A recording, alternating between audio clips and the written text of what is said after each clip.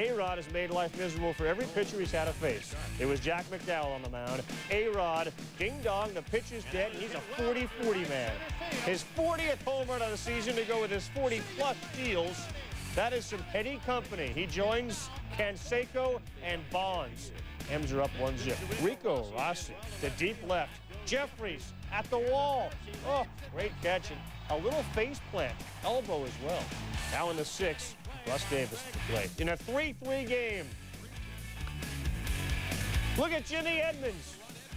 Nice diving catch. Seen that before, Jimmy. A high fastball from McDowell. Just want a fastball right down the middle. And this time, Jeffries shaded way over. Nice play.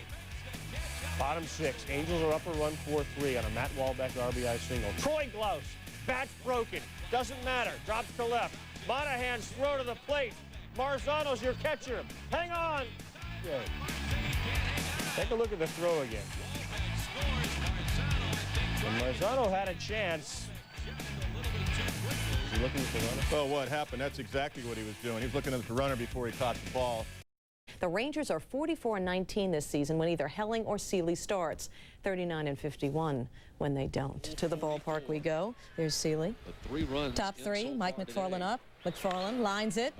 It's going to drop for an RBI double. That'll score Ryan Christensen. The A's are up 4-0 on Seeley. It was 6-0. Bottom of the 6th, Mike Holzner on the mound. This time, Juan Gonzalez. 1 for 2 until now. That's home run number 300 in Juan Gon's career, his 44th this year, and that's his wife. 6-1 A's. 3 batters later, Mike Sims pinch hitting for Lee Stevens. How about the contribution from Mike Sims? The lead is cut to 2, 6-4 A's now.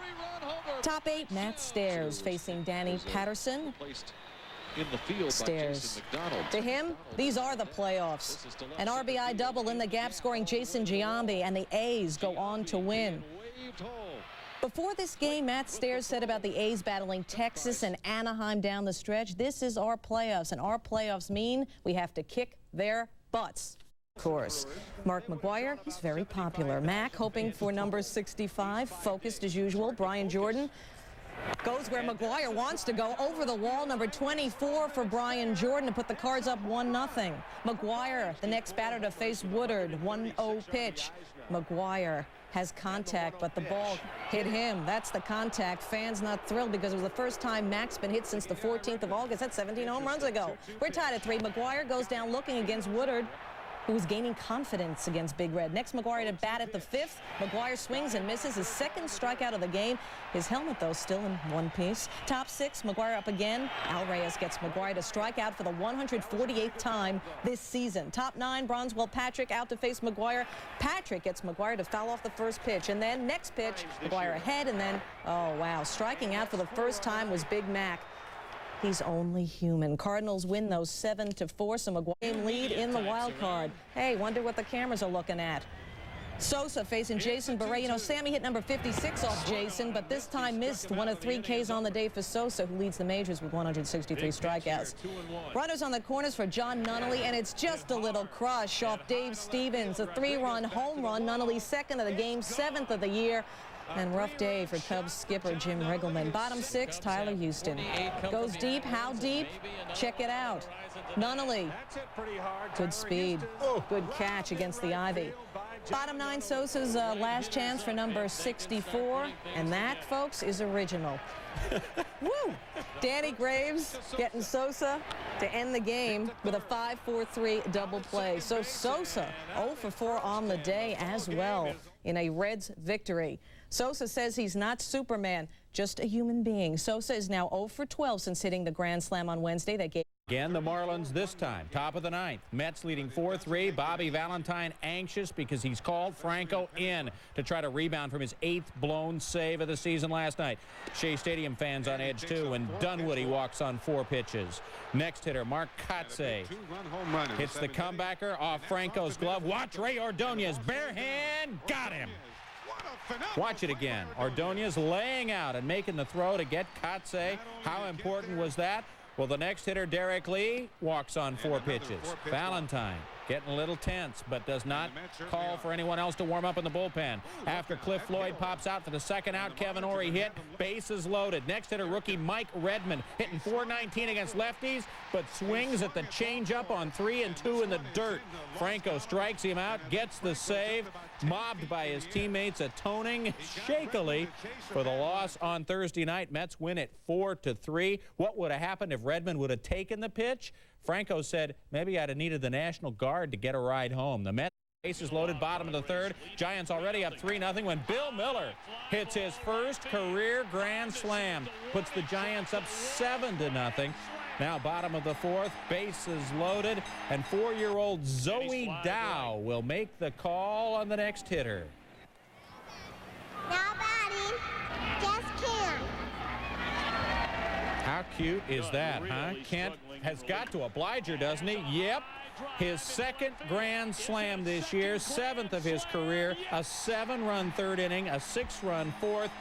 Giants go on to win this one 18-4. It's only the second week against KC. Bottom of the first, Indians up 1-0. Runner at first when Ramirez takes Jose Rosado deep to left for his 44th of the year and 7th in 5 games. Then in the bottom of the third, Indians up 3-0. Runners at first and second, Ramirez and Rosado again. A 3-run shot. The 4th homer in 4 at-bats against Rosado for Ramirez. He ties Frank Howard's Major League record with 8 homers in 5 games. Top of the 5th, Dwight Gooden getting some great defensive support.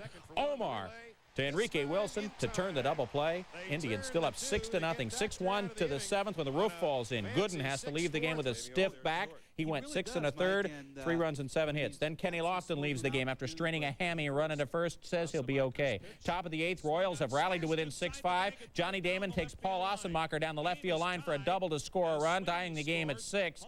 Then in the top of the 9th, tied at 6, runner at third, 1 out, Jeremy Giambi, the high bouncer. Richie Sexton fields it. It looks like a foul ball, but it's ruled fair. It allows the winning run to score. Royals come back from 6-0 down to win 7-6, snapping the Tribe's 6-game winning streak. But the loss is secondary to the loss of bottom of the 4th, Yanks down 2-0. Cone getting some defensive help. Watch Paul O'Neill make the nice catch to Robbie Alomar. Gold Glove Award Bottom winner fifth, Brady Anderson at second. Eric Davis hits it high and deep off the right field scoreboard.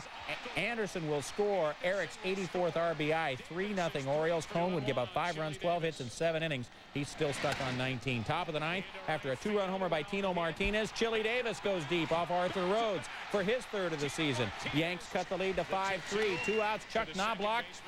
Alan Mills gets him to ground out to end the game. Orioles hang on and win it 5-3 for what it's worth. Sidney Ponson, 7 of the 3rd innings of 6-hit pitching, almost goes up. Facing Mike Cameron with 2 on. What a rip. Cameron hits the ball left field. That's a 3-run home run for Mike Cameron, his 8th of the year. And it's gone. Martinez and Scott Hatterberg left shaking their heads. Wrong pitch. Now 4-0 White Sox in the 3rd. Albert Bell hammers the Martinez pitch. Could it be home run number 48? Troy O'Leary, 2nd best fielding percentage among ALF fielders. There's an example. Check it out. Taking extra bases and maybe a home run away. But that wasn't enough to satisfy Jimmy Williams, who was later ejected in the game. Why was he ejected? He was also rejected. But why was he ejected? For arguing balls and strikes. Pedro Martinez was also not a big fan of home plate Jim Evans, saying the wild card needing a win against Tampa. There's Tim Johnson. 2-1 Devil Rays, top 5. Wilson Alvarez, Jose Canseco with some serious length. Number 44, tying a career high. They set back a 91 as an Oakland A. Bottom 8-5-4 Toronto. Runners on 1st and 2nd. Almanzar facing pinch hitter Bubba Trammell. Blue Jay fans will always remember Bubba Trammell, because let's face it, he basically crushed their hopes right there with that crush. Jose Guillen facing Jose Lima. Guillen rips a double to left field. This was after he missed bunting twice. Jason Kendall and Kevin Young score. Pirates up 2-1. Glad the guy can't bunt. Lima giving up 4 runs in the 4th. He shook off his catcher before the big hit to Guillen, and he is upset at himself. Bottom of the 5th, 4-1 Pirates. Guillen against Lima again. He takes it deep. The 3-run homer, his 14th of the year. Pirates go up 7-1 and hold on to it, breaking a 7-game losing streak against the Astros. Guillen, the 3-run homer. Up on the Astros for home field. Ozzie Guillen at first. Gerald Williams at the plate. Not for long. He hits this Brian Anderson pitch out for his 9th of the year. Braves would lead 3-0 after 1. Bottom of the 3rd, Tommy Glavine going for number 20 and getting some help. Look at Tony Graffinino robbing Kareem Garcia. Bottom of the 7th, still 3-0 Braves. Glavine getting some more defense. Dave DeLucci, the shot down the left field line. Danny Bautista, the nice running grab. Braves win it 5-0 on a complete Game 6 hitter for Tommy Glavine. Could he be on? Rockies and Padres, San Diego trying to halt a 4-game skid. Top of the 3rd, no score. Rookie Matt Clement facing Dante Bichette, who goes down. Clement K'd 5 of the game. Top of the 4th, 1-0 Padres. Vinny Castilla. Clement throws the high heat past him. Castilla is 1 for 4. Bottom 5, still 1-0 Padres. Kilvio Veras on first. Tony Gwynn smoking the John Thompson offering down the right field line. Veras showing some speed. Scores from first on the double by Gwynn. It was 2 for 4 and drove in 2. Bottom 9, 4-1 Padres. Trevor Hoffman in to close the door, and that's basically automatic. Nefi Perez gets him on the off-speed stuff. 8 pitches for Hoffman. They were all strikes. John Franco could take a page out of